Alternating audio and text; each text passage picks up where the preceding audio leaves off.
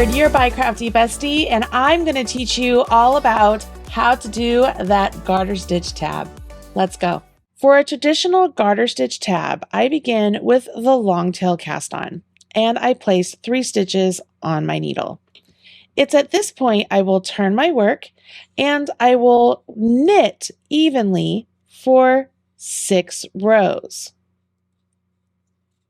Once you have knit evenly for 6 rows, we will carry on by working down the 3 stitches we have already made, and those are the first 3 stitches of the edge. Place a marker. Now we have 3 lovely ridges right here that we can go into and pick up a stitch and then knit it. And we want to do that 3 times. So we pick up and knit 3 times. That was 1. There's 2. And whoops, there is 3.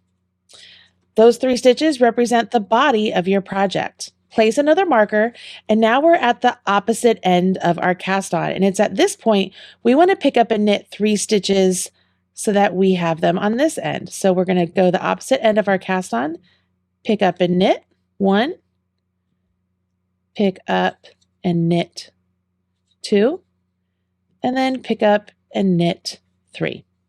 Okay. Turn your work. You're now looking at the wrong side of your work. Knit 1, knit 2, knit 3. That's your edge stitch. You will keep those in garter stitch throughout. Slip your marker. This is where you will work whatever the first wrong side row is for the body of your piece.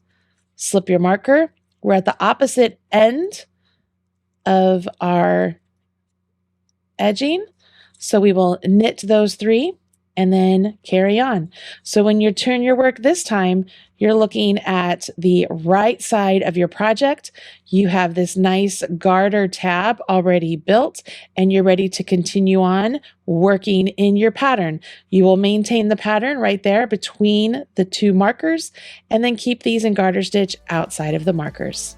Now you know how to do the garter tab and the edging. Good luck on your next project.